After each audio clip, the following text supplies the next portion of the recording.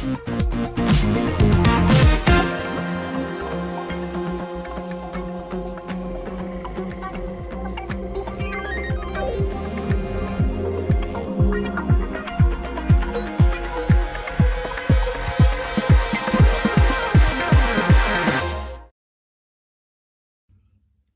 morning, everyone, and welcome to the daily cyber threat brief from Simply Cyber. Hopefully, everything's coming through loud and clear.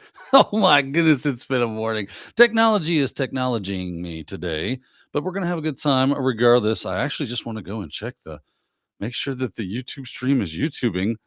You guys in the chat, let me know. Let me know. I guess that's an easier way to do it. Everything is rocking and rolling.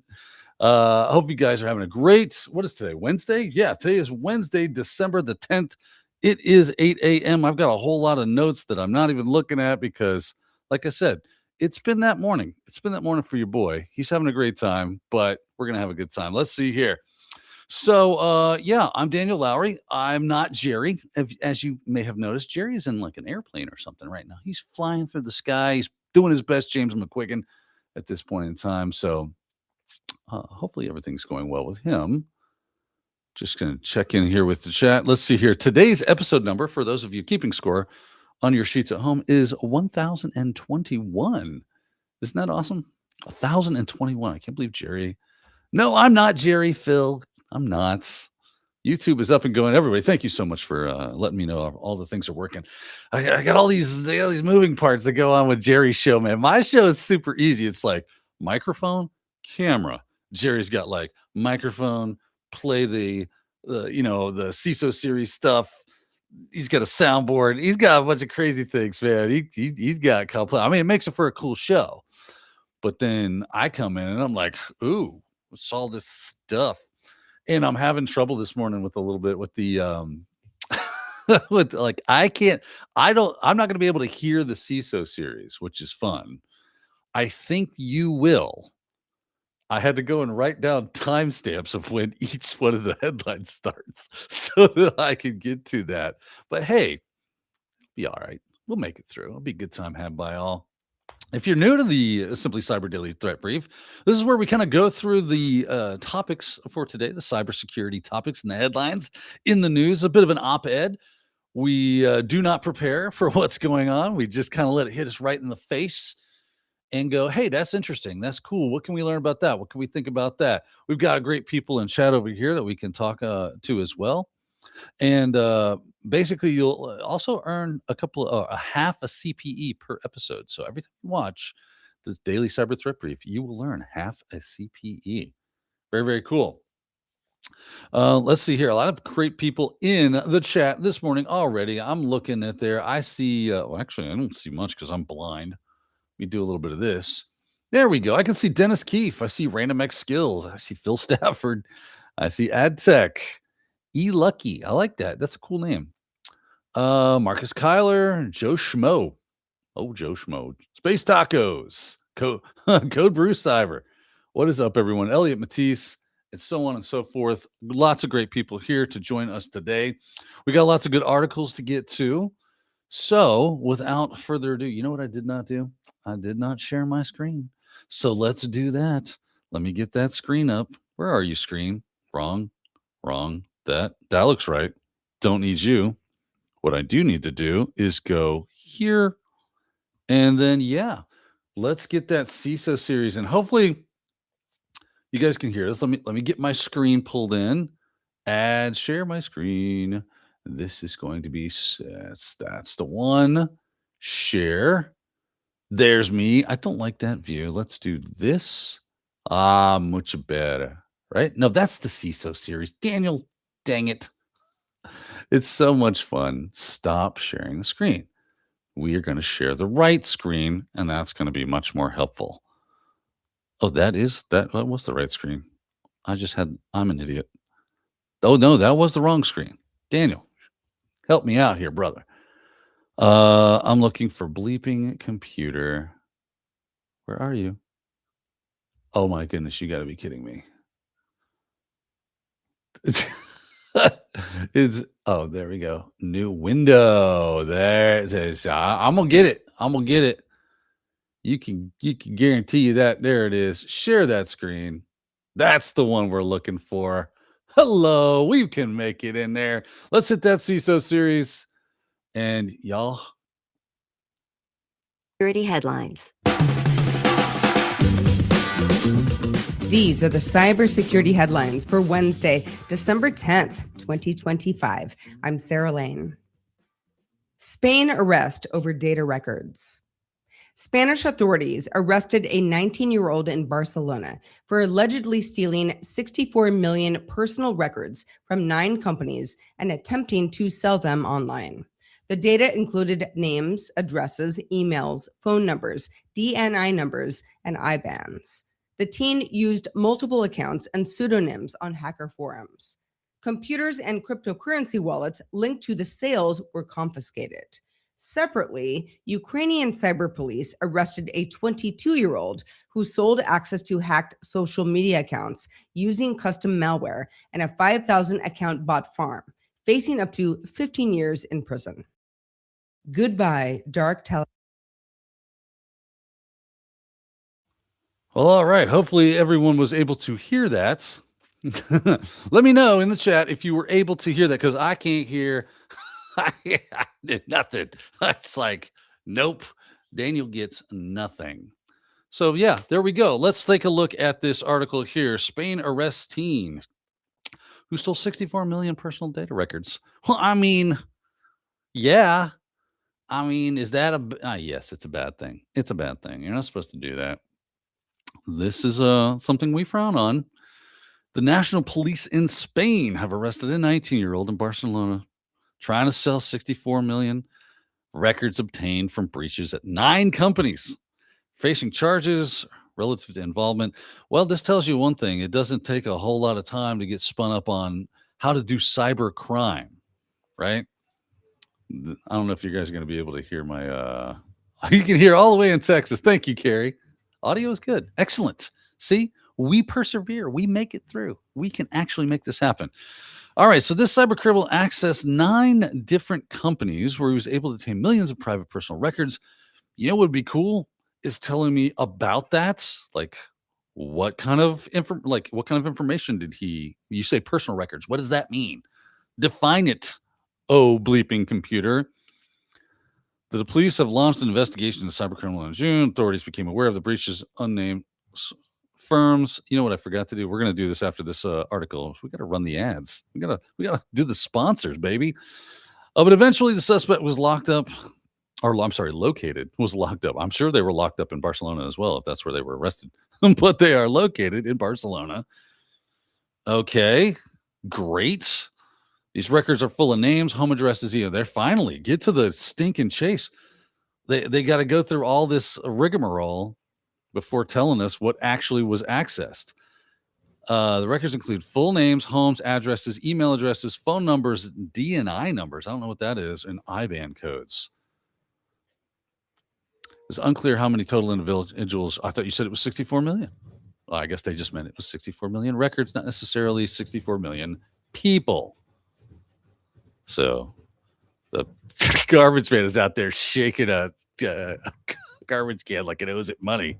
It's like, you better give me my money, boy. I'm sick of messing with you. I ain't playing. I just turned into tech neck. Let's see here. 19-year-old was arrested last week. Okay, great.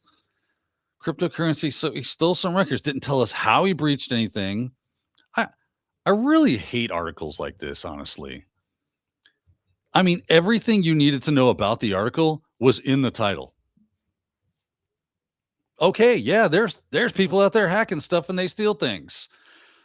Information that is useful to us as cybersecurity professionals, bleeping computer, if you're going to do an article on this, is who was targeted, how they were breached, what was the cyber threat intel around this threat actor.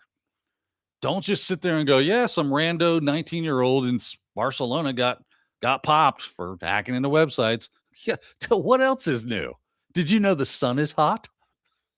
Glad I could help you, right? Yeah, awesome. Like, is it just me? Right? This is kind of something that kind of frustrates me about a lot of cybersecurity articles. It's like it's a slow news day. Just post something and then use AI slop to throw in a bunch of word counts so it's actually like we wrote something and everything we needed to know was right here in that. Thanks a lot. Appreciate it. Okay, let's see here. You know what though? We forgot, like I said, forgot to do the whole sponsors thing. So let's make that happen. Let's make that happen. Let's hit that sponsors. Ad read. Here it comes. Want to give some love to Fortify 365, the Microsoft 365 configuration solutions from Barricade Cyber Solutions. Barricade Cyber brings you all the knowledge in the incident response form, but they are also quite adept at helping you configure and set those protection controls for your M365 instance. Go to fortify365.com today to talk to Eric Taylor and the team over at Barricade Cyber and make sure that you are taking full advantage of all the configurable security controls that you have in your M365 instance. Fortify365.com today. Also want to give some love and some shouts to Anti-Siphon Training. Holla, holla, holla at Anti-Siphon Training, the group that is disrupting the traditional cybersecurity training industry by offering high-quality, cutting-edge education at a discounted rate for so many people out there. Their rates are insane. Some of their courses free or pay what you can. It's amazing. Go to anti-siphontraining.com today. Check their upcoming live training, their on-demand training, government and military discounts. I mean, it's absolutely crazy. I love it. Maybe not government and military discounts. I made a mistake. They've just aligned their training to the NIST NICE framework. Also pretty awesome. Thank you, anti-siphontraining.com. And of course, as always, we've got ThreatLocker kicking it. We'll hear from them and then back to the news. I want to give some love to the Daily Cyber Threat Brief sponsor, ThreatLocker. Do zero-day exploits and supply chain attacks keep you up at night? Well, worry no more. You can harden your security with ThreatLocker. Worldwide, companies like JetBlue trust ThreatLocker to secure their data and keep their business operations flying high. ThreatLocker takes a deny-by-default approach to cybersecurity and provides a full audit of every action allowed or blocked for risk management and compliance. Onboarding and operation is fully supported by their US-based Cyber Heroes support team. Get a free 30-day trial and learn more about how ThreatLocker can help prevent ransomware and ensure compliance. Visit threatlocker.com/dailycyber.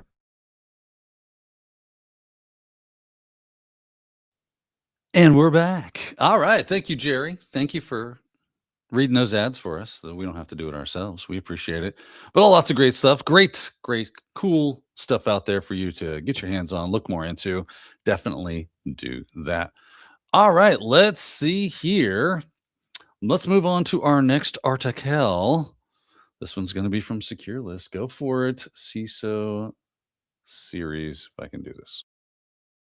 Telegram. Kaspersky analyzed more than 800 blocked cybercrime channels on Telegram and found the underground is steadily moving away from the platform due to rising shutdowns. The median lifespan of illicit channels grew from 5 months in 2021 through 2022 to 9 months in 2023 through 2024, but blocking activity accelerated since late 2024. Telegram's lack of default end-to-end encryption, centralized infrastructure, and closed server code make it less attractive to experienced operators. Okay, I'm back. Thank you so much for reading that. That's a wonderful thing. Let's take a look because I have not read any of this and I can't hear what they're saying. So, what's going on? Goodbye, Dark Telegram. Blocks are pushing the underground out. So Telegram has won over users worldwide. Everybody loves the Telegram. It's an amazing, wonderful product that, criminals tend to use for communications and regular people. It's end-to-end encrypted stuff, right? And that's the kind of thing that attracts the criminal. And what's funny is because it attracts criminals, people tend to think of it as something bad. But it's just an end-to-end encrypted communication protocol or mechanism, right? So like anything, it just can be abused. And that's typically what happens here. All right. So messaging app, convenience, experience, stability, blah, blah, blah. It's like an ad read for Telegram. When it comes to anonymity, privacy, and application independence, the essential criteria for a shadow messaging app, Telegram is not as strong as its direct competitors. Well, that is not an advertisement for Telegram now, is it? It lacks default end-to-end encryption. How about that? I guess it's default end-to-end encryption. I guess you can implement that. I've never actually used Telegram. I use Signal. So it has a centralized infrastructure. Users cannot set up their own servers for communication. Interesting. And its server-side code is closed. Therefore, it's not open source. Users cannot verify what it does. Good to know.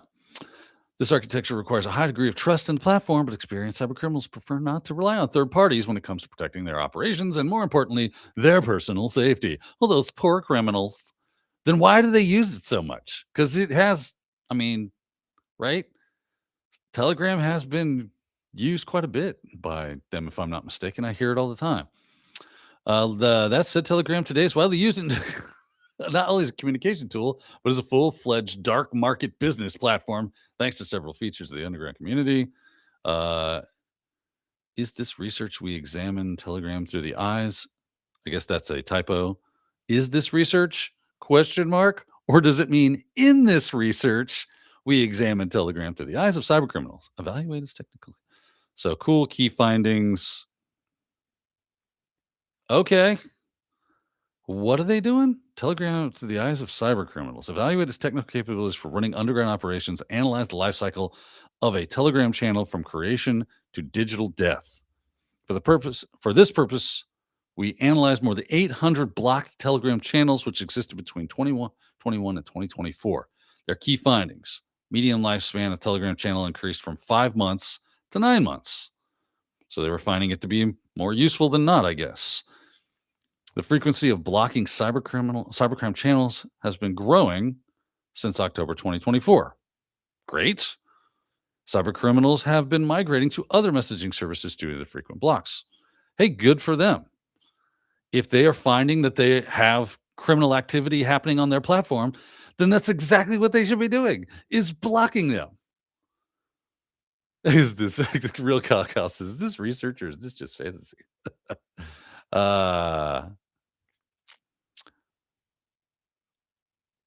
Oh, yeah, I probably could. Sierra Montgomery says you could listen to the show on a backup device like your phone. Yeah, but I won't be in sync with you necessarily, and that's right. That's why I just wrote down all the, and I tend to end up reading it anyway. So there you go. That's what they're doing. Again, so we did get some information. This is another one of these articles that this reading cyber news sometimes is a frustration to me. Because it's like, okay, I did learn a few things, so that's good. So on that hand, we got pros and cons of this article. For me, is that if you're unfamiliar that Telegram could be used for cybercrime and is used for cybercrime, then now you're up to date on that, right? And that's Telegram is doing what it can to try to block those underground channels, those covert channels being used by threat actors, cybercrime, right? So those are the good things we took out of there. Other than that, if you needed to know what some of the default things or pros and cons about using Telegram is, if you're a cyber criminal, then this is the article for you. Maybe you should be looking at something other. maybe WhatsApp is more your speed. Maybe Slack channels is more along the lines of what you're looking to do with your cyber crime organization. That's kind of what I'm getting from this lovely little article here. All right. Any other interesting things that we could kind of dish on or have a good time talking about here? You may be like, why do they end up using this? Obviously, they want encrypted, they want blockchain, they need to be able to communicate with things like C2 and with each other through some means that is not easily discerned by prying eyes that would be Johnny Law out there doing their thing. So that's why we see that. That's why we see cybercrime using these. And I kind of mentioned that as this article got started, was that, it's it is using end-to-end encryption if you turn that on, because it's apparently not doing it by default. So you got to remember to do that. I wonder what it is specifically about Telegram that has brought, other than just encryption. I think it may be that you can just kind of spin up your own channels. It's almost like Discord in that way. Discord is another thing that can be used for C2 traffic, which I've seen before. But just being able to create these like private end channels and encrypted channels, it does have centralized infrastructure. Usually, these are some of the cons that they were saying about this. Architecture requires a high degree of trust in the platform. So that makes you wonder, like, does Telegram have any access and purview into what your communications are? You have to trust the code. You can't see it though, because it is closed source software. So even if you're looking to use it for just your personal stuff and you want to have end-to-end encryption, it does have it, but you never know. You'd have to get really into the weeds with the people at Telegram to make sure that they don't have any access into whatever it is that you're doing, because that's not how that's supposed to work. Of course, if they get subpoenaed by law enforcement to hand over any logs and records, there's nothing they can do about that. That's how that works. That's how the law works, by the way. All right, let's hit the Real Cow says that Telegram CEO refused, or the owner of Telegram refused to help law enforcement in France. I know that Telegram, Signal, and all them, they will tell you, hey, we don't have access to your stuff, but anything that we do have access to, if we are subpoenaed by law, we must give it, or we're going to jail. So when you sign up for our service, you must understand that. I know a lot of them are attempting to keep no records, at least as little as possible. And therefore, that's how you're going to try to pick your favorite flavor, is by going, okay, well, they don't hold on to as much as others. Therefore, maybe I'm going to go with them. And then you find you don't like the app or something like that. Maybe you want to move to something else. But if you're worried about privacy and security, it's those organizations that have historically, like Telegram, said, I'm not working with the law unless I have a court order telling me that and mandating me that I must do that. And then only what I have will I give. And I keep little, so there's little to hand over. That's what you're looking for in something like that. Jerry getting on a plane. What's up, Jerry Bear? Safe travels, my friend.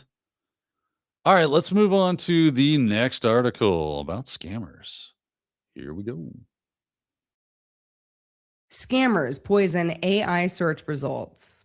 Scammers appear to be manipulating the public websites that AI tools rely on, causing systems like Google's AI Overview and Perplexity's Comet to recommend fraudulent customer support numbers. Researchers at Aurascape's Aura Labs say that attackers are planting GEO and AEO optimized spam across compromised government and university sites, WordPress blogs, YouTube descriptions, and Yelp reviews. LLMs then scrape and merge this poison content into answers that look legitimate. Tests showed bogus numbers for Emirates and British Airways surfaced by both Perplexity and Google. All right. Scammers be scamming. Scammers are poisoning AI search results to steer you straight into their traps. Oh, man. It's like a day without sunshine to have a daily threat brief without something about AI, because it's just the way it is now. Like, that's welcome to life. The AI will be a part of our daily brief. I would say invariably from about here on out. All right, let's take a look at this. So, new attacks poisoning sources AI chatbots used for content. Public sites like YouTube and Yelp abused to host spam links. I'm trying to get my mouth to move and do the things that it needs to do. AI answers can surface poisoned content and put users at risk. Well, this actually seems like a very interesting article, I'll be honest with you. What a clever way by threat actors to be using the AI. All right, cyber criminals are turning their attention to public sources for AI chatbots to scrape and promote scam call centers call center numbers, researchers say, creating a new attack surface for scammers worldwide. Man, I can't wait to see what scammer what's the scammer payback or whatever it is. Always fun to watch him mess with people. Stupid scammers. We hate you, can't stand you. Roswell UK says scammers are now using a technique called large language model phone number poisoning to manipulate the search results of AI services like Google AI Overview and Perplexity's Comment browser. Interesting. So let's see here. Oh, is this what you were just talking about? Maybe it is. According to new research, because it says LLM phone number poisoning, a new AI security risk. According to new research published by Orescapes Labs, systematically manipulating public web content. Yeah, and that's kind of the interesting because, like, when you do a search nowadays, what happens? The first thing you get is the AI results, right? So if I go into Google, if I go into Brave, if I go into whatever, and I go to the search engine and I type in, I'm looking for ball joints for a 1996 Lincoln Mark 8. I know that was oddly specific, right? But yeah, the first thing I'm going to get is AI going, the ball joints on the Mark 8, 1996 Lincoln Mark 8 is going to be blah, blah, blah, blah, blah. And it's going to tell me that there is a common blah, blah, blah, right? It's going to give me all sorts of information about that. And then there'll be sponsored ads. And then there'll be the actual stuff, unless you're using something like Brave or where it doesn't, does it give you sponsors? I don't remember. But it says, in a campaign being trapped by a cybersecurity firm, this technique is being used to ensure the systems based on LLM models, including Google's AI Overview, Perplexity's Comment browser, have recommended scam airline customer support and reservation phone numbers as if it were official. So I'm guessing the way this works is that they just keep putting it out there that this is the number to that organization, and as the AI is scraping the internet for information, it learns that as it is the gospel of Paul. And then when you go and ask, it goes, here's the number. It's a scam, right? It's pretty smart, as Jerry would say in his Boston accent, as he has a large crulla at Dunkin' Donuts. Let's see here. Rscape says it's rather than directly targeting LLMs, this technique is reminiscent of prompt injection attacks, relies on poisoning the content of an LLM scrapes and indexes to provide the context of information required to answer user queries. This site is annoying, by the way, because you notice it keeps moving like that. That is annoying. What site is this? ZDNet? I'd rather drink a glass of salt water. ZDNet again. Many of us have heard search engine optimization, but how about generative engine optimization or answer engine optimization? These techniques are focus on ensuring a website. So this is the future of cybersecurity, kiddos, right here. That these are the kind of things that you got to start learning about and getting squared away on, so that you can start helping organizations that are running businesses that are trying to do their ads and sponsorships and all that fun stuff. Now, the question becomes is, how do we protect against this? Right? Like, what can we do? Let's see how this works, and then we'll see what we can do about it, if anything. Because this is new to me. This is all new information.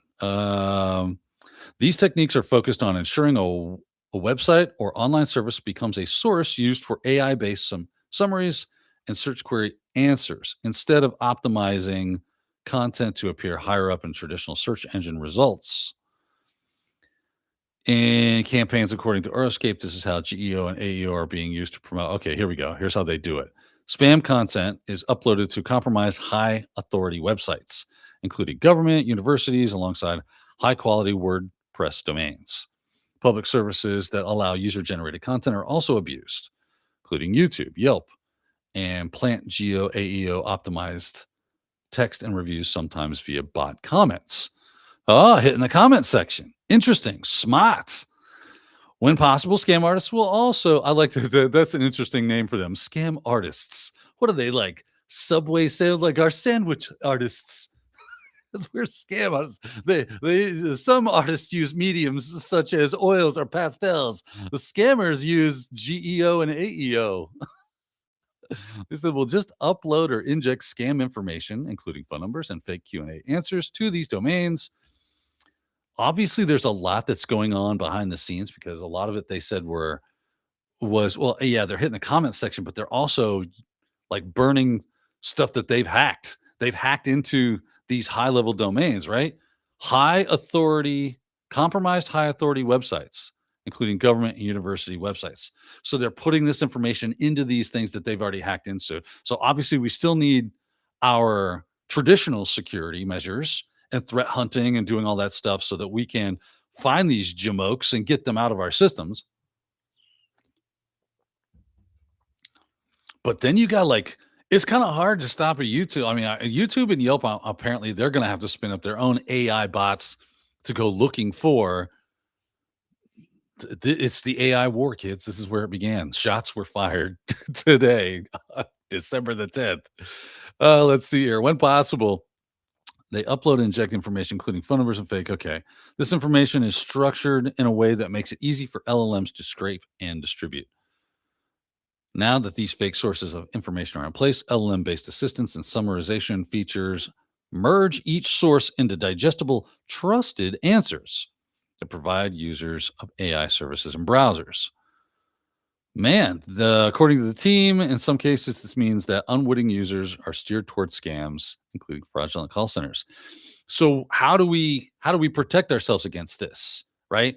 I'm going to go with, and this is something that I've long done. If I ever get a text or an email that says, "Hey, you've got a package waiting. You're going to do this. You're going to do that," you need to click the link. I don't do that. Obviously, I go to my browser. I type in the URL, dhl.com. If I have a login, I log in with them, and I check, and do I have that? If that doesn't work, I can call customer support with the number that's on their websites, because I typed the website in. I didn't click a link. I didn't follow a link into Google. It's pretty easy to get the DHL.com. It's pretty easy to get the FedEx. It's pretty easy to get to all these different places. So don't use the AI, right? So if you do, let's say you use Google, and you ticky tap trying to get to somewhere, looking for a phone number. Don't use the AI result, because you can't trust it right now.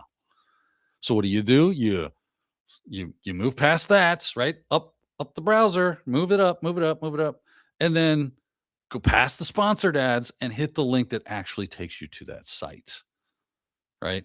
Or type it in the URL. But Daniel, that's more work. Yeah, it's called security, right? And if you like it, that's what you're gonna do. That's how you do this.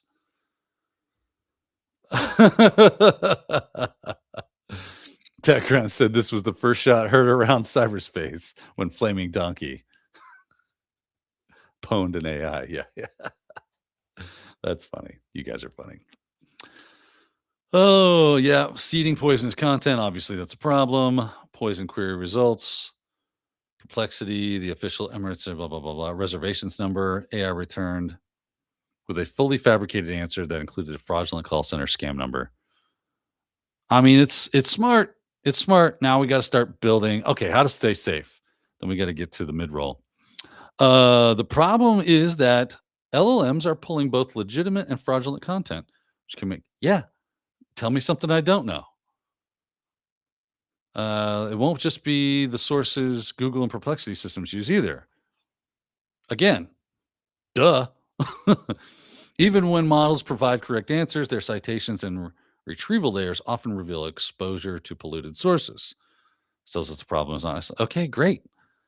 You're not telling us what to do. This technique could be considered a fork of indirect prompt injection, blah, blah, blah, blah, blah. You should always verify an answer you are given, especially if it involves contact information. Well, man. Furthermore, you should steer clear of providing any sensitive information to AI assistants, especially considering how new and untested they are. Just because they are convenient doesn't mean they are safe, regardless of the provider. This was fun. This was a good time. All right. Let's see here. With that, we're going to do some thanking of today's sponsors. There's Jerry's lovely face. Thank you, sponsors of Barricade Cyber Solutions, ThreatLocker, Delete Me, Anti-Siphon, and Flare. We thank you so much. We are at that mid roll. I don't have all the cool little sound effects that my man Jerry just staring at me. Quit looking at me, Jerry. I don't. There. We'll leave that up. Because tell me that Jerry doesn't look like he's straight up looking at me right now. I mean, he's smiling. He's got that weird look on his face. There we go. Sponsors. That's sponsor time. Let's check in with the chat over here real quick. Then we will get through. I'm going to go ahead and play the mid-roll for the CISO series headlines. Let's get that done. Let's move on. React2Shell tied to North Korea.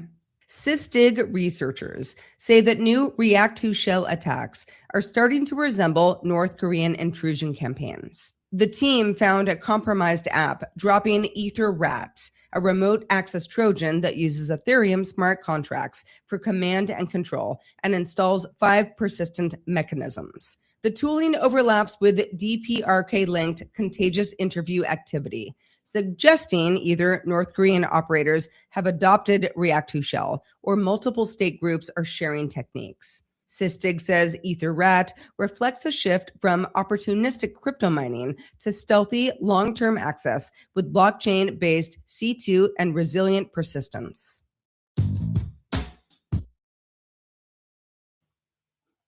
So real quick, I was in a bit of a hurry. I'm looking at my notes. I'm like, this doesn't make sense. Hopefully, was that the end of the was that the end of the ads for the CISO series? Did it go into another article? Let me know. Let me know. We still have these lovely sponsors up. I'll check back in with chat for just a minute while we do that. Haircut Fish in the house. What's up, Haircut Fish? Good to see you, Jose Alfredo. Yeah, I know Jerry usually does Wednesday, Worldwide Wednesday. So let's do that real quick. Worldwide Wednesday. Where are you tuning in at?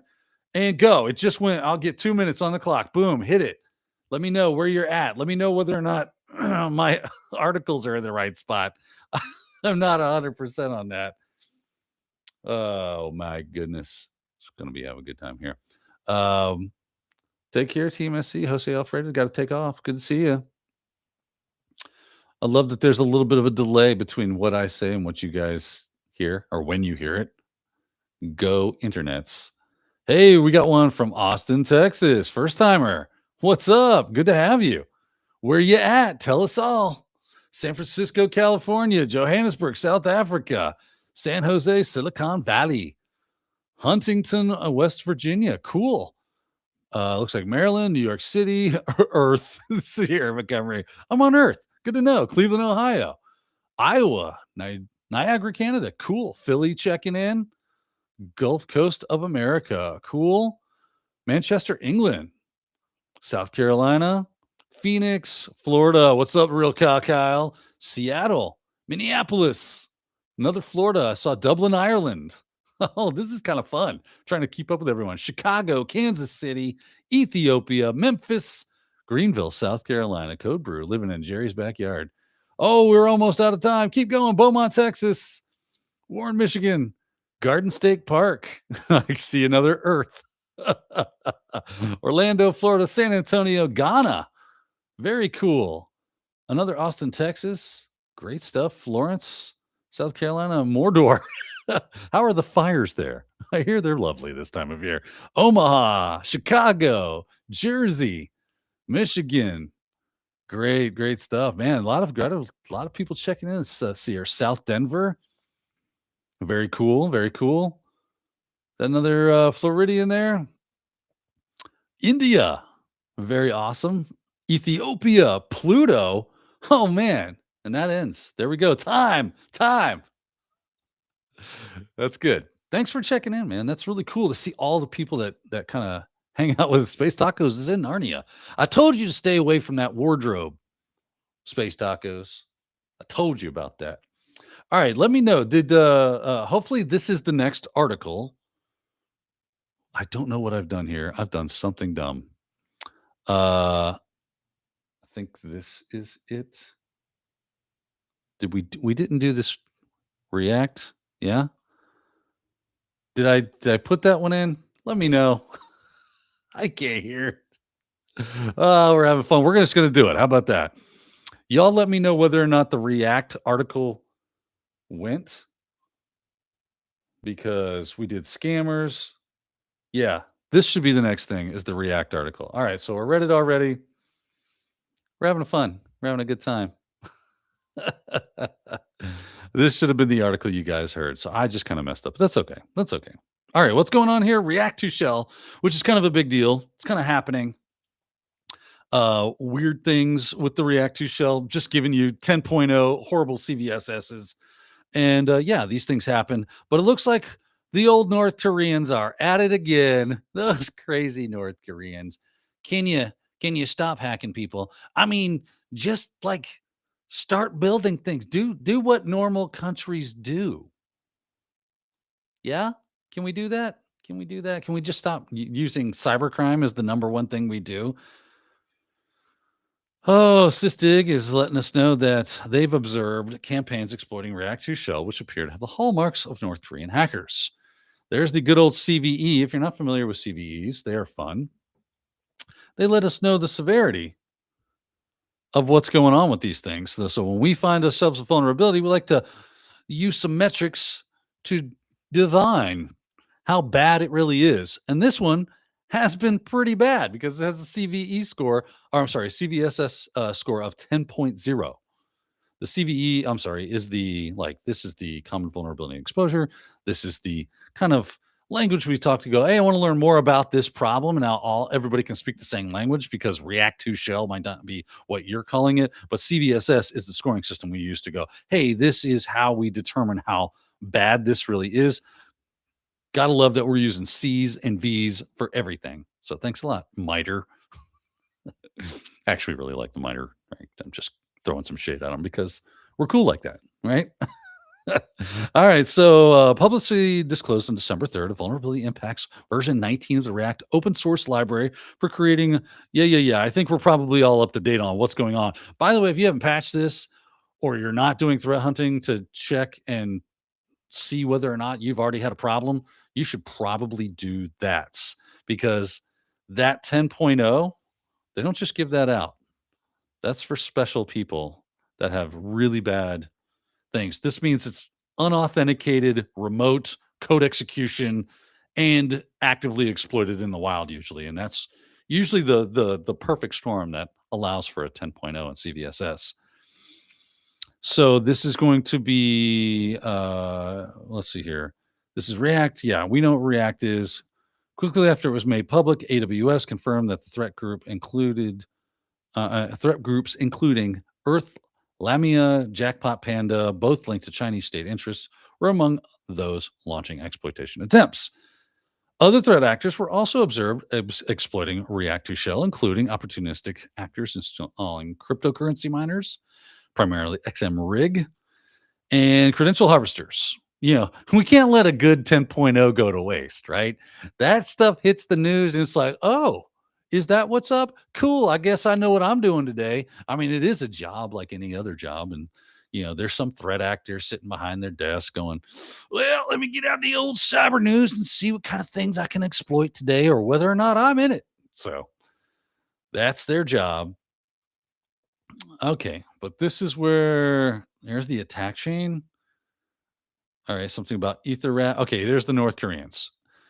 The Sysdig TRT's analysis published on December 8th reveals significant overlap with tooling from North Korean linked campaign cluster dubbed Contagious Interview. Can't we just call them like butthole sniffers or something? Wouldn't that be more appropriate? This suggests either North Korean actors have pivoted to exploiting React2Shell, or that sophisticated tool sharing is occurring between nation state groups. That's not good. Let's see here. EtherRat is remote. Okay. This is the EtherRat attack chain. Is that important? Yeah. Here it is. They have discovered that a novel implant, is EtherRat. So here we go. EtherRat is a remote access Trojan that leverages Ethereum smart contracts for command and control resolution. Resolution, displays 5 independent Linux persistent mechanisms, and downloads its own Node.js runtimes from nodejs.org. Rather than hard-coding C2 server addresses, which can be blocked or seized, this malware queries an on-chain contract to retrieve the current C2 URL. Now that is clever. I'm glad we read this article because Luke Canfield says, sounds like Butthole Surfers, the cover band. Yeah. And dog themed. They're all dressed up with like dog outfits, playing guitars and drums. I don't mind the sun sometimes, the images it shows. Well, let's see here. Back to the news. The attack chain of the malicious campaign leveraging the React2Shells follows 4 stages, each designed for persistence. So here's the initial access, base64 encoded command shell that fetches a malicious script, s.sh, using curl, wget, whatever it can to grab this. Deployment installs Node.js from nodejs.org to avoid detection because nodejs.org is not going to be flagged as a malicious thing. So it's going to be able to go grab this contract. This is smart, kids. This is smart. Creates hidden directories and drops an encrypted payload and obfuscated dropper. Okay. That self-deletes. That's standard operating procedure right there. JavaScript dropper decrypts the main payload with AES 256. Hard-coded keys decrypts implant to disk. Decrypts that, writes it to disk, and executes it via the downloaded Node.js runtime. Man, this is pretty handy right here. You got to give credit where credit's due. Butthole sniffers are smart people. The threat actor group, not actual, rando weirdos out there that are doing that, or dogs. The final payload establishes a persistent backdoor, blockchain-based C2, 5 redundant mechanisms for persistence. That is crazies. So the good news is that usually articles like this will give you all the things you need to look these things up, the indicators of compromise. So I would almost guarantee there's probably like a link to the original. This is InfoSec magazine. Yeah, go to this analysis page right there, and that's where you're going to find your detailed information. That's what you should do. Alrighty. Let's do, now I'm going to do the sponsors because that was this article. And we're a little behind, so we got to kick it. We got to go. We've got to go. Come on, let's do it. Huge thanks to our sponsor, Adaptive Security. This episode is brought to you by Adaptive Security, the first cybersecurity company backed by OpenAI. Picture a new hire who interviews well, except they're synthetic. AI video, AI voice, AI backstory. Once they're in, they go after payroll, internal docs, and access. That is the new reality. The attack surface is trust itself. Adaptive fights back with realistic deepfake simulations and training that actually sticks. Learn more at adaptivesecurity.com. Okay, so that's that. Now we're going into our next article because we have got to crank. As humanoid robots enter mainstream, security pros flag the risks on botnet legs. All right, let's hear it, CISO series. Go. Humanoid robots go mainstream. Security experts warn that the rise of AI-powered humanoid robots poses new cyber risks, including the potential for physical botnets. With forecasts of billions of robots by 2060 across industries and households, vulnerabilities in connectivity, AI learning, and embedded sensors could allow attacks, espionage, or hijacking. A recent proof of concept exploited Unitree Robot's Bluetooth interface, allowing wormable malware. Experts predict a new sector for humanoid robot cybersecurity will emerge. All right, let's check this out. Humanoid robots. Oh, man. Makes my day to see them humanoid robots being coming to life because nothing bad has ever happened, in movies or other stuff. Let's see what's going on here. I probably need to. Hi. Go. Here we go. Did this do? Yeah. Okay. Imagine botnets in physical form, and you've got a pretty good idea of what could go wrong. Yeah, so I've been talking about this a while because I've been seeing this all over the place where they're building these humanoid looking robots. I actually saw an ad this morning for a robot that was like, "Are you creeped out by humanoid looking robots? We make robots that don't look like people." And they do tasks, and you put these cool gloves on, and then it can learn what you can do. And anything you can do, it can do better as long as you wear the gloves, and it teaches it what to do, like picking up dishes and put them in the dishwasher. And it looks like a robot, like what we would think of as a robot, like a house cleaning robot. It's got like a base with like wheels underneath the base, and the robot can go like, up and down. It's kind of got some arms, and it looks like a Wally or something. You know what I mean? Whereas these robots we've been seeing lately are crazy, realistic, insane. But Morgan Stanley recently predicted robot revenue could surpass $5 trillion by 2050. And firms including Unitree Robots, Agility Robotics, so on and so forth. Yeah, everybody's like, let's make that $5 trillion. You know what, though? They won't make that money if you don't buy one. I'm not buying one. I don't need a robot. You know, I don't want to be the people from Wally that are floating around in a chair being fed soda and chips all day. And I have no bone density because I'm in zero gravity my whole entire life. Plus, I've never used my body. Their four-legged friends are slated for the battlefield. Oh, that's not scary. Oh, man, I got to go. Let's see here. In labs, blah, blah, blah, warehouse. So this is like, yeah, we're bringing Terminator to life. That's what's going on. Yeah, building security into these robots is imperative. Yeah, again, this just in, the sun is hot. With 3 billion of these robots, 3 billion robots. Okay, come on. You're talking about humanoid robots? 3 billion humanoid robots by 2060? I'm scared. I am scared. Worst case scenario from a security perspective would be an iRobot situation with no coming back. but hey, YOLO, let's just keep rolling, huh? Botnets in physical form. Yeah, can you imagine that denial of service? What service are they denying? Life? That's all. That's what's happening there. You are dead. In a report published Tuesday, outlines political fallout of not taking these precautionary measures immediately. Yeah, this isn't just Hollywood or sky is falling security vendor either. Researchers in late September published the technical details of a working proof of concept hack that exploited multiple security flaws. Hard-coded cryptographic keys, trivial authentication bypass. Yeah, you get the beatbox on this. No. No. What makes it particularly concerning is that it's completely wormable.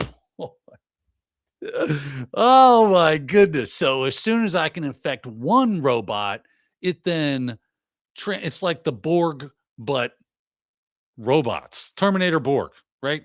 Which, I mean, they're that way anyway, right? Because it's a network. This is not good, people. Can we just stop? Can we just stop with the AI? We don't need robots. We don't need AI. These three factors combined. So I saw a thing yesterday. It was a guy walking around on a skyscraper in like 1984. No safety gear. Dude was just bebopping around on a skyscraper that was being built in like 1984.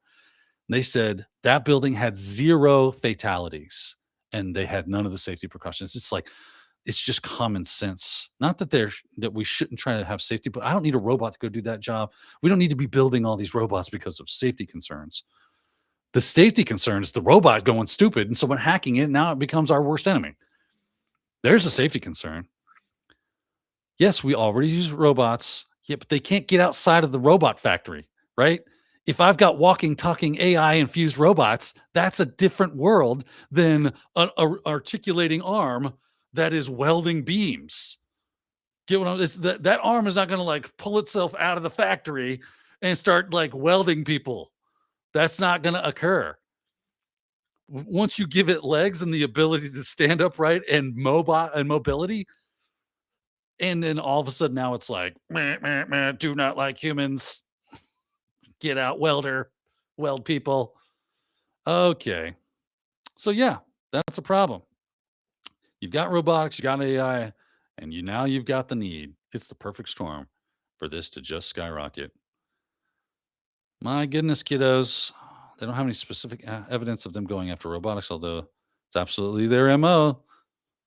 If your sector is listed in China's 15th 5-year plan, you're basically be given a heads up. Yeah, because they're definitely going to go after it, right? This is a long article, guys. We can't get through this, but I think we got the meat and potatoes on that one right there. Let's move on to Fortinet. Fortinet. You don't say Fortinet. All right, let's do this. Fortinet warns of bypass flaws. Fortinet patched critical vulnerabilities in FortiOS, FortiWeb, FortiProxy, and FortiSwitch Manager that could let attackers bypass FortiCloud SSO authentication. Exploits abuse weak cryptographic signature verification via malicious SAML messages. FortiCloud SSO is not enabled by default, but admins should disable it if it's active until updating. Additional fixes address unverified password changes and hash-based authentication bypasses. All right, Fortinet, what have you done today? Warns of a critical FortiCloud SSO login auth bypass flaws. Man, this very well may have been on your bingo card today. Fortinet has released security updates. Well, that's good. It's good to know that there's some security updates, because if you don't do that, then critical vulnerabilities in FortiOS, FortiWeb, FortiProxy, FortiSwitch Manager could allow attackers to bypass the FortiCloud SSO authentication. That would then give them access to your systems, I would assume. Right? So there's some good CVEs. Definitely check those out if you're running Fortinet equipment and software. These are going to be things you're going to want to look into. Make sure that you are patched and up to date. This is how they're doing it. Abusing improper verification of cryptographic signature weaknesses in vulnerable products via a maliciously crafted SAML message. Abusing improper verification of cryptographic signatures. So it's not even that the cryptography is necessarily weak. It's an improper verification of the cryptographic signature that is weak. Interesting. However, as Fortinet explained in an advisory published today, the vulnerable FortiCloud feature is not enabled by default when the device is not FortiCare registered. Okay, that's good. That should reduce the problem a little bit.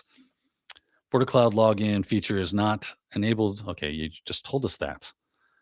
However, when an administrator registers the device for FortiCare, when the device is GUI, unless the administrator disables the toggle switch, allow administrative login using FortiCloud SSO in the registration page, FortiCloud SSO login is enabled upon registration. Okay, so it only is not enabled by default under certain circumstances. To protect their systems against attacks exploiting these vulnerabilities, admins are advised to temporarily disable the FortiCloud login feature if enabled until they upgrade to a non-vulnerable version. Okay, so that's easy. Right now, if you need the time to get updated and upgraded, then just disable it for right this second. Obviously, that's not going to be a difficult thing to do. Here's how you do it. Navigate to System Settings and switch Allow Administrative Logging using FortiCloud SSO to off. Anyway, alternatively, you can run the following command. That's cool. So they are giving you some really good information here on how to work your way through this problem. So this is a good article, Bleeping Computer. Thank you for the information. Information good. You just telling us what the title, the title of the article said is not. So this is the kind of article I do like. The company also patched an unverified password change vulnerability. Holy.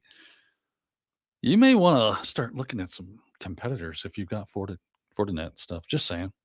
A friend let me know that might be a good idea. That friend's name was Bleeping Computer. That allows hackers who gained access to a victim's user account to reset the account credentials without being prompted for the user password. That's a problem. But the good news is, right, they've got updates for all these things. Fortinet security vulnerabilities are frequently exploited, often as 0 days in both ransomware and cyber espionage attacks.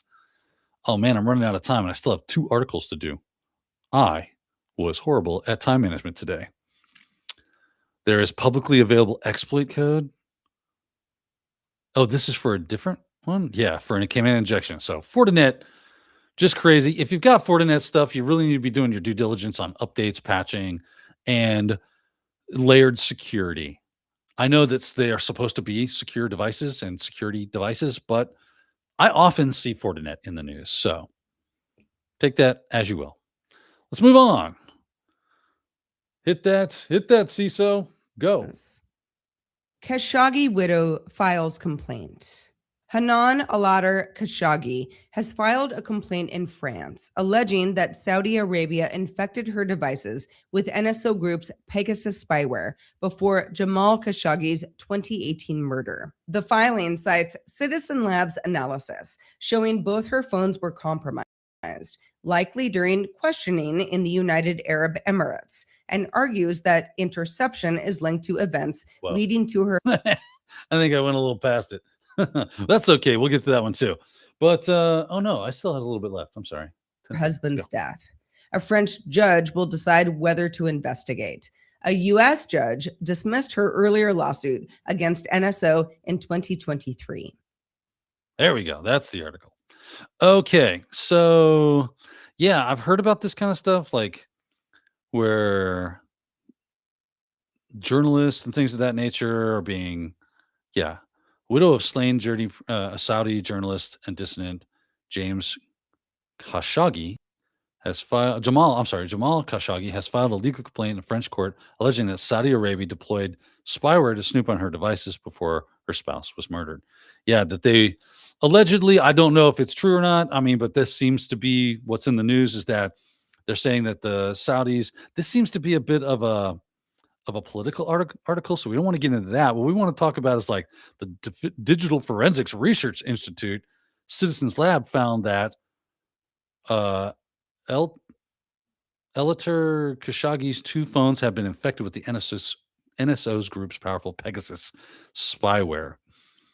And the Pegasus NSO group, their Pegasus software, they work on finding 0 days and Apple and Android phones so that they can infect them. They have other means of infecting them with this. They can control phones, have access to the phone data, and all sorts of fun stuff. They've long been a target of, like, the journalists have, at least from what I've read, that they are targeted because they, it's not necessarily quite the democracy that the rest of us might be used to. But interesting. Who is she going after, though? Digital forensics, blah, blah, blah. It would be unthinkable to establish a link between the interception of both her husband's attorneys. Federal judge tossed a lawsuit filed against the NSO group in Virginia, saying she failed to establish that her allegations against the spyware firmware. Yeah, but this isn't really a tech article, other than the NSO group, right? This is more about her lawsuit and the whole thing with her husband. Federal judge ordered NSO groups to stop using WhatsApp infrastructure to mount its attacks. That's interesting. The company said that the order could put it out of business. Well, there you go. Court order followed a 2019 lawsuit WhatsApp filed against NSO, alleging that it had targeted 1,400 of the Meta-owned messaging platforms users with Pegasus. See, now that is useful. That is relevant, right? That we see Apple, right? Or I'm sorry, Meta, that is protecting their clients because WhatsApp is their application, if I'm not mistaken. And they're like, hey, yeah, Meta-owned messaging platforms with Pegasus. And not only that, but they are going after retribution, saying, hey, we are not going to stand for this. So that's really interesting. Okay, let's hit this last article. Castle Loader as Grey Bravo expands malware service. Recorded Future's Insect Group has identified 4 distinct threat clusters using the Castle Loader malware loader, highlighting Gray Bravo's expansion as a malware as a service provider. Gray Bravo's toolkit includes Castle Rat and Castle Bot, which deploys DLL, EXE, and PE payloads such as Deer Stealer, Redline Stealer, and Net Support Rats. The clusters exploit phishing, click-fix campaigns, fake software updates, and malvertising, often targeting logistics and travel sectors. Operations leverage multi-tiered infrastructure, including Tier 1 C2 servers and VPS backups. If you have thoughts on the news from today or about our show in general, be sure to reach out to us at feedback@cisoseries.com. We really want. Okay, I don't know if it's done or not, but I forgot to write down when the article headline actually ends. But hey, so this new Castle Loader business, right? 4 distinct threat activity clusters have been observed leveraging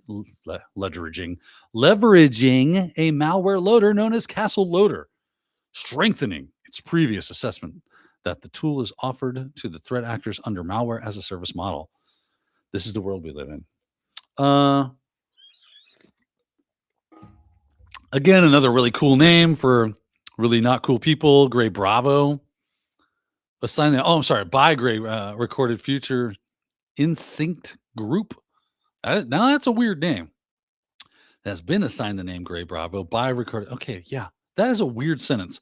The threat actor behind Castle Loader has been assigned the name Gray Bravo by Recorded Future's Instinct Group. This is a crazy sentence. So it is called Gray Bravo. Previously tracked as Tag 150. Even that is better than giving them a cool name like Gray Bravo. The malware first emerged in the early 2025. Gray Bravo is characterized by rapid development cycles, technical sophistication, responsiveness, public reporting, and an expansive, evolving infrastructure. Interesting. What do we need to know about this? So what are the headlines? Come on, get to the chase here. Castle Rats, malware framework referred to as Castle Bots, compromised 3 components: a shellcode stager, a downloader, a shellcode stager / downloader, a loader, and a core backdoor. Ooh, though, Jerry be freaking out now. Look at this loveliness. Ooh, so sweet. Recorded Future's latest analysis has uncovered 4 clusters of activity. Infograms. So they've got some C2. Yeah, some malware families distributed, Deer Stealer, blah, blah, blah, blah, blah. Okay, cluster 1, Tag 160, targets logistics sector using phishing and click fix techniques. They've been distributing it. Tag 161 uses booking.com thing click fix campaigns. Cluster 3, also impersonating booking.com. Interesting. And Steam community pages. Cluster 4, which uses malvertising and fake software updates. Going after like Zabbix and RV tools to distribute Castle Loader. Multi-tiered infrastructure, Tier 1, victim-facing C2 servers associated. Obviously, this is quite the infrastructure that they've got going on here. This was a lot of articles and a lot of information. How does Jerry get through this in 1 hour every day? I don't know. I'm already 10 minutes over. Let's see here. This trend highlights how technically advanced and adaptive tooling, particularly from threat actor with Gray Bravo's reputation, can rapidly proliferate with the cybercriminal ecosystems once proven effective. Yep.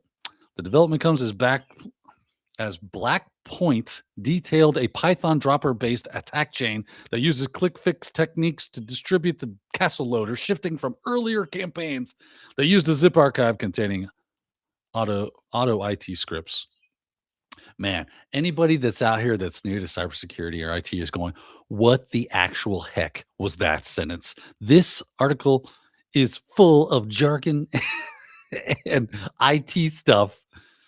Oh man, we got to stop giving stuff like fun, silly names. It's just that's a problem. Makes it really difficult to read. In this case, the click fix command having fun. I'm having fun. The click fix command downloaded when you're reading it. It's so much fun.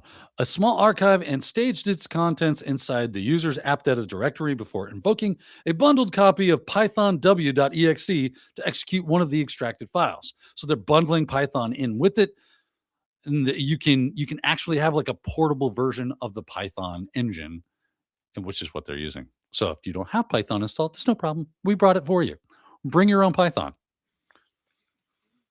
Let's see here. This script served as a simple Python stager, which only job was to rebuild and execute a castle loader payload. So be on the lookout for castle loader.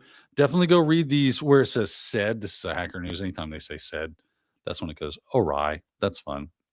We have made it through. Oh my goodness. We didn't do it great, but we did it. That was the thing. All right, let's see here. Now what I need to do is go to here because it's time for Jawjacking. Here it comes. Thank you for watching the Daily Cyber Threat Brief. You are now free to move about your cabin. If you would like to stick around, we're going to do Jawjacking, which is an AMA style where you get to actually ask me questions. I'm going to get to interact with you in the chat a whole lot more than I did trying to read all these articles and follow all these bouncing balls that are going on in my stinking computer. So let's have some fun. Let's have a great conversation. And join me for Jawjacking right after this intro. Ever wonder what it takes to break into cybersecurity? Join us every weekday for Jawjacking, where industry experts answer your burning questions about the cybersecurity field. Live, unfiltered, and totally free. Let's level up together. It's time for some Jawjacking.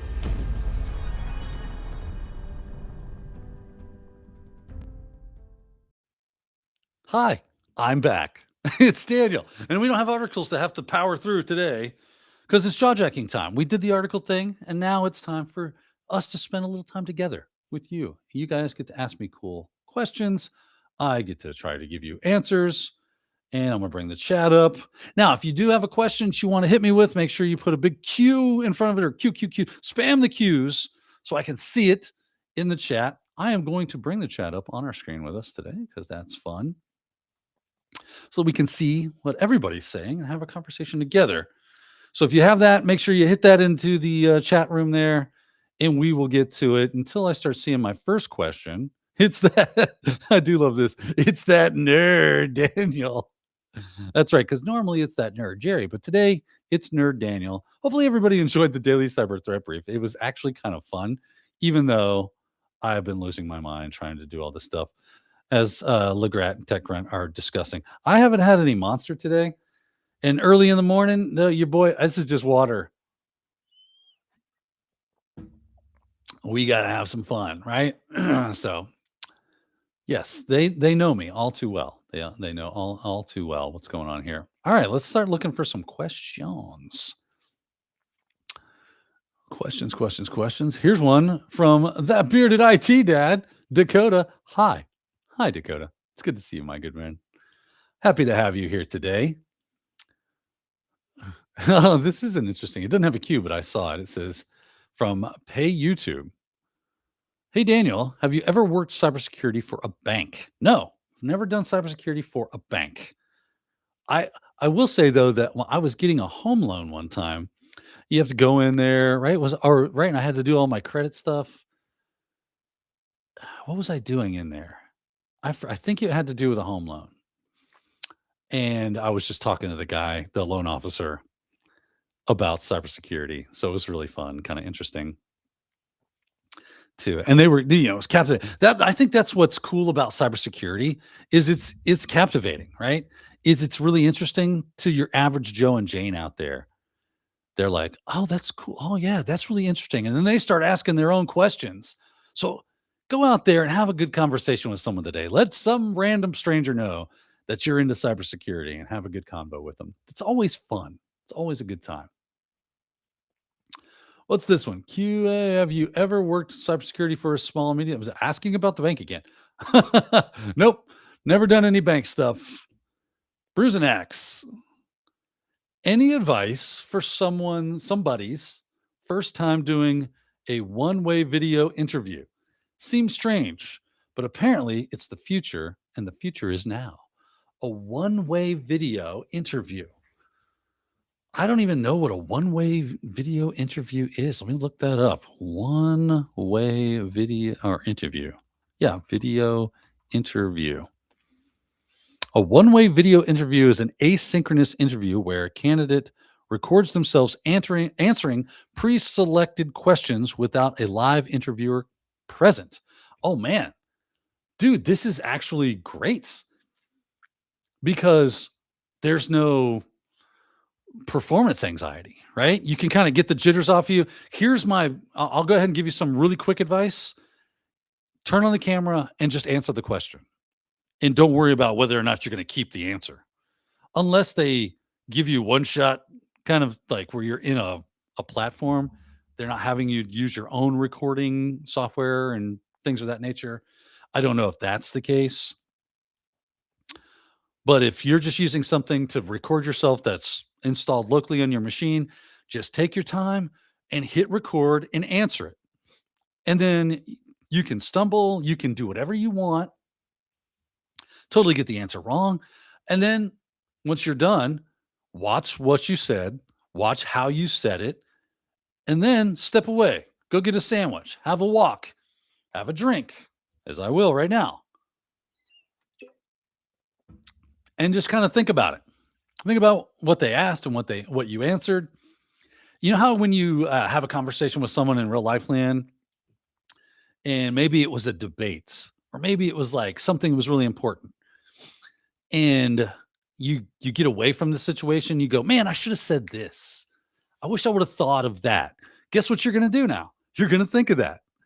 And then you're going to go back and you're going to re-record it. And it's going to have all that better information. You're going to be better poised. You're going to be better prepared.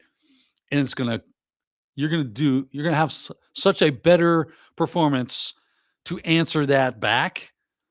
That would be because someone who has worked on camera, obviously, and have done things like this, not this type of interviewing, but just working with camera and recording things. That is when I can't get going, when I can't get the flow rolling, I just stop. I step away, go get a Coke and a smile, take a walk, and you'll start thinking about it. Come back, sit down, try again. And then when you have that product that you feel is good enough, that shows who you are, but doesn't look like you're reading a script or whatever, that you're being you, and you said all the things you want to say, submit. And you're good to go. Hopefully that helps. All right, where is that? Okay, moving on. Here's a question from, not even going to try to say your name. It's way too many consonants. But it says the interview for MDR analyst position tips. Remind me what an MDR analyst is. MDR analyst. That is a managed detection and response. Oh, yeah. Obviously, I do not do managed detection. Listen, interviewing is interviewing. It doesn't matter what the job is, honestly. The interview, unless you're doing a technical interview, is all about you showing off who you are, bringing that authentic person into the interview space, and showing that hiring manager what a rock star you are, how awesome you are, and how fun you would be to have on their team, and that, yeah, you know what you're talking about. Obviously, you've got to know what you're talking about, or you're not going to get the job. But you wouldn't even gotten the interview necessarily if you didn't know what you were talking about, because those skills are on there. Now, they're going to try to verify that you know what you're talking about by asking you X, Y, or Z. So again, I don't care if you're going for a job as a truck driver, as a janitor, as a cashier, as a account executive, it doesn't matter. Interviewing is all about having a conversation. It's the art of having a conversation. You're just going to be talking about something you're very passionate about. So don't be afraid to let that passion show. Now, don't be crazy. Don't be weird. Go in there and be like, I love computers. I spend all of my waking hours looking at my computer and working with managed detection and response. It's the most amazing thing ever. They're going to go, okay, Well, yes, you apparently know this as a skill, but I'm legit afraid of you now. Yeah, right. You do not want to leave them with that feeling. Just want to have some fun. Be like, hey, glad to be here. These are the things you need to focus on, regardless of the job that you're interviewing for. Is going in, being relaxed, having a good time, and leaving there, having the hiring manager feel like they had a great experience. That's it. That's the key to interviews. Now, does that mean you're going to get the job? Daniel's over here guaranteed you're getting that job? No, do not hear me say that. Do not hear me say that at all. What I am telling you is that it does increase your chances of getting the job. But there are times when somebody just comes along and checks off way more technical boxes than you do, or maybe checks off one more technical box and was as cool as you, right? That just happens. This is life. But you go in there, you be you, they start talking about the job. I would also say, make sure you have questions ready for them. Do not let this be an interrogation of you, right? I know they call it an interview, but don't let it be an interview. Let it be a conversation. That's what you want it to be. Turn an interview into a conversation. You're going to do so much better. So when they say something that, hey, I want to ask you about the technology. This is the MDR systems that we're going to be using. You're like, I know, man, I was reading up on those. I would love to get my hands on this. I've used X, Y, and Z systems. Maybe I haven't used this one specifically, but I can understand why you would go with that. And you just start talking about why that system is interesting and what you're excited about learning about that system, or if you've never used it before, or if you have used it before, you're like, oh yeah, that's such a great system. Now it's a conversation, right? That's what you want to do. So hopefully that helps you out. Don't try to be the smartest person in the room about stuff. You just have to be knowledgeable and speak of that knowledge. Don't be afraid to say, I don't know. I've never done that before. It's a great question. I'm looking forward to having the opportunity to do it though. Right? That's the kind of thing you got to be able to do. That's good interviewing. That's what you want to do. Obviously have the technical skills as well, but anybody can get the technical skills. Not everybody comes in there and makes the interviewer feel like that was fun. I enjoyed this person. I would love to have them on my team. I'm excited to be a part of this program. This one, I just happened to see this because it was right underneath. It says, hey, Daniel, I just wanted to say I really appreciate your networking fundamental series. Oh, I'm so glad. Did my best on that. I heard a lot of people really enjoyed that. So good deal, man. Thank you. Okay, looking for those questions. Slipping through the questions. From Roswell, UK. Have you had a look at NetReaper Toolkit yet? I have not, but I totally want to. I want to say that this is the kind of red team or NetReaper toolkit. Yeah, it's kind of a front end for a lot of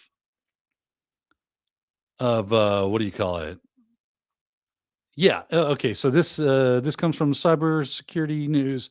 NetReaper Offensive Security Toolkit that wraps 70 plus pen testing tools. So it's kind of a front end for you to work with all these pen testing toolkits or pen testing tools. So 70 plus different tools, running network scans required, remembering them. So it's lowering the barrier to entry when it comes to, because yeah, you never remember all the switches. You always have to like have cheat sheets and stuff laying around. I'm really looking forward. This is my weekend homework, honestly, is messing around with this. I want to have some fun with it. So thank you for bringing that up and reminding me and putting it out there for anybody that's never heard of it. Go get NetReaper downloaded and installed. Could be a good time this weekend or this week. What is stupid ad blocker? Or not ad blocker. Go away. Okay, bye. Let's see here. We got about 6.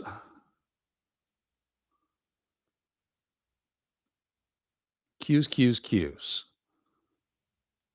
Silence Poet says, I've done the one-way interview for a Kroger. So this doesn't look like a Q, but it's cool. It went well. Just practice your answers before you record. Exactly. That's all there is to it. Well, get into the comfort zone, and then that's your take. That's the one you use. Once you're flowing, you're in your own comfort zone, you get used to speaking to the camera, that's the one you're going to want to use. Let's keep rocking. What's my favorite capital letter? I'm going to go with L. Here's one from Juju Manium. Advice on quick projects to put on my resume. Noob, just got Security Plus cert. Splunk. That'd probably be a good one. Spin up Splunk and have it read the security logs from a Windows 11 VM. Go with that. If you want to go red team stuff, maybe like pen testing stuff, go with Websploit. Mess around with like DVWA or that kind of thing. Juice Shop, something like that. Yeah, there you go. There's some quick ones. Face Doyle, you mentioned how reading the article today was harder due to the naming conventions, which made me wonder if there are accessibility tools that make CLI output easier for people with dyslexia. That's a good question. That's a great question. And if it doesn't exist, you now have your marching orders. Follow up from Bruzenax. Yes, half the questions you can take as long as you want. Right? Half the questions you can take as long as you want and record up to 3 times before submitting. The other half, only one chance to record after a 30-second break, 3-minute limits. Nothing like time. Like, I don't like that because that's even more pressure, honestly, than doing a live interview. People that do not talk to a camera for a living are going to find that 3 minutes is microscopic time to get out what you want to say about something. You're going to be like, how the heck was that 4 minutes? How was that 9 minutes? How was that? It's really difficult unless you kind of like plan what it is you're going to say and you know how long it's going to take to say it. And then they give you only 30 seconds between takes. I mean, that's tough. I would hate that. I would absolutely hate that. Let's see. What do we got here? We got a few minutes left. I'll probably go over a little bit because I dug into it. Here we go. This one comes from Pay YouTube. Very chatty today, Pay YouTube. You got some questions. Do you think it's possible for large MSP to allow its practitioners to operate remotely? I would think that a lot of MSPs allow their practitioners to operate remotely. In other words, there is not a SOC, but they are working out of their house. I think that is a very common practice, actually.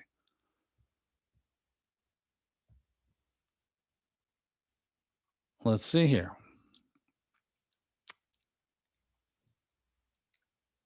Questions. Put a big Q next to your questions if you got questions. Phil Stafford. Daniel said he guaranteed me a job. You all heard it, right? Phil. Punxsutawney Phil. You just made me think of Punxsutawney Phil. Let's see here. Roswell, UK. Would breaking out a magic trick in the middle of an interview make me more likely to be hired? If you are interviewing for a job as a magician, I would say yes. You said give them a great time. I did. Let's see here. Questions. You guys have questions. You usually have questions. There is a question for me. This one comes from Root Randy. Any advice on picking a cyber niche? Great question, by the way. Phenomenal question. He's torn between VR or SOC work. There are local companies that can get intern referrals for both, but I think Blue Team has a better job market. That is a true statement. Honestly, it all comes down to, it doesn't matter what the niche. I would highly recommend going with something that you really enjoy. Okay. Yes, this is a complex question to answer. I'm starting to lose my voice. But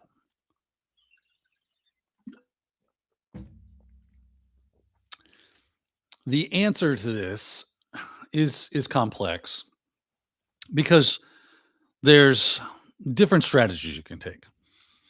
One strategy can be that, yeah, I'm not really passionate about X, Y, or Z, but it's got a strong job market right now. And I'm adept enough in IT and cyber that I could spin up and get handy with that really quickly and probably land a job there. And that gets me in. And getting in is half the battle. So even though I'm not necessarily like blue team is the life for me, it's a great way to start. And there's merit to that argument. If you find yourself stuck there and you don't like it, you're going to burn out quickly. You're going to be like, oh, I hate this job. I hate doing all this defensive stuff. I hate looking at it. I hate triaging. I hate, watching my seam all day and alert fatigue and all the stuff that goes along with that. I want to move into something else. And I'm having trouble doing that. It could happen. It does happen from time to time. So you got to weigh the pros and cons of that. Do I just kind of go into the thing that I'm passionate about? When you're interviewing, you're going to be more engaged. You're going to be more energetic. You're going to be more, that passion is going to show. Therefore, you might increase your chances of getting a job in that space, but not necessarily, right? There's a lot of X factors that play a part in getting into field. Maybe you are just grinding away at your job during the day, and in your off hours, you are home labbing, you are doing projects, you are doing resume building stuff for the stuff you really are interested in, and using that job as a springboard into that specific niche. It's another great strategy in which you can go. I've told people many, many times in many different ways, hey, you know what you can do? You can start telling the people you already work for in the job that you're not super excited about, that you would love to get into this space if they have that ability or that option. Does your company do this? And just get promoted within the organization to doing that. You got to think everything is a strategy. You got to weigh the pros and cons, and that is very unique to you. It's a one size fits one solution. We can just give you generalizations on strategy, and then you take what is good out of those and apply it to your situation. So that's what I would do if I was in your shoes. So hopefully that helps you find your niche. And yeah.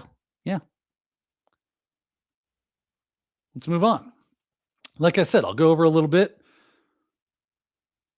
This one comes from Rochelle Fine.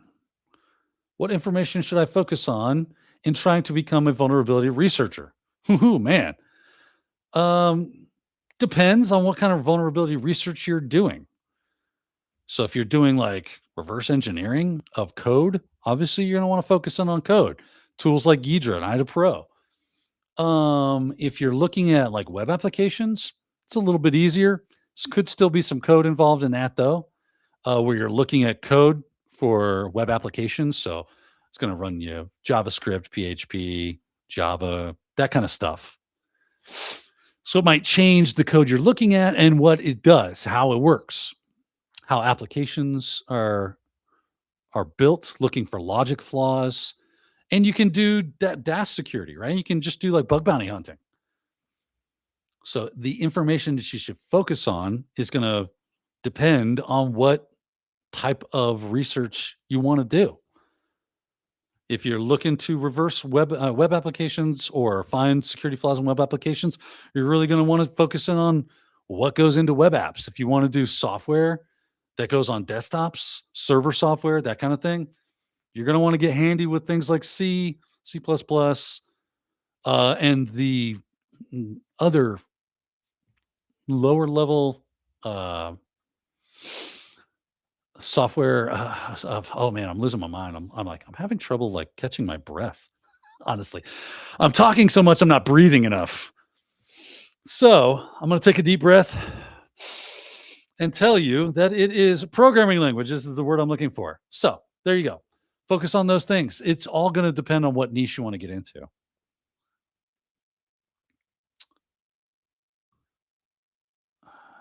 All right, let's see here.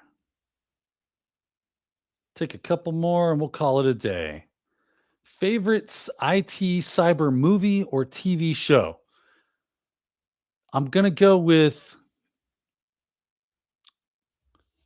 favorite IT cyber movie. I mean, Hackers is just fun. I know it's not like perfect or whatever, but it's a fun movie to watch. And I do find myself watching it from time to time. Mr. Robot was pretty good until it was weird.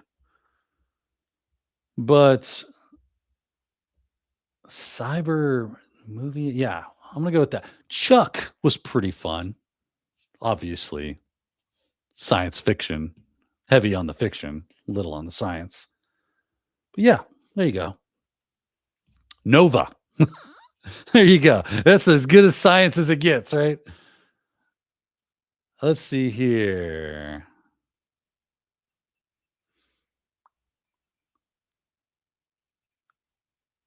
A few more minutes left. Looking for questions. Pay YouTube. Can you strum the devil's chord on a guitarist for us in A minor? Yeah, I guess so. A minor. A minor looks like this.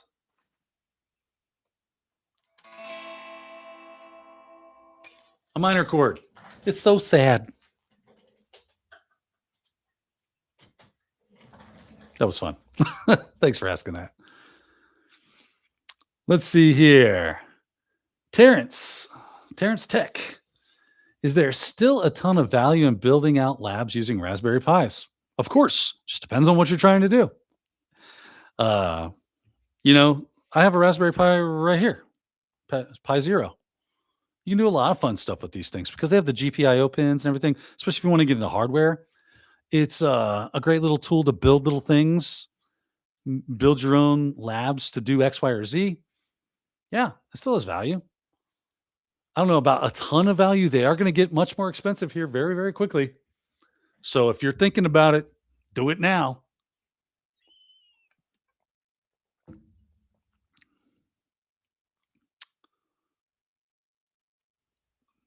All right, we got about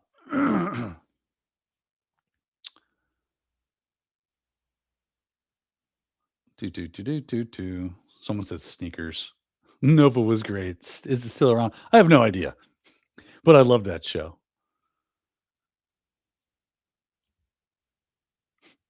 Which IT or cyber TV show movie was the most accurate? That's a tough one to ask. I think there was a movie called Black Hat, which was fairly accurate with Chris Hemsworth. D minor is the saddest chord. Is it? It could be. I think it is.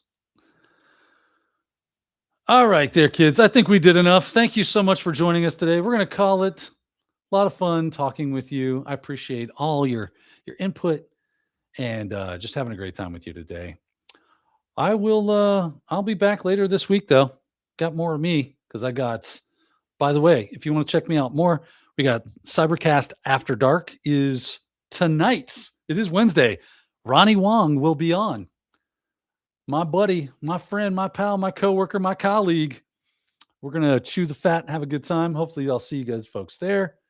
And I will have some more news for the next guest for Cybercast After Dark. It's a big one. It's going to be a good deal. All right, everyone. Thanks for watching. And until next time, stay secure.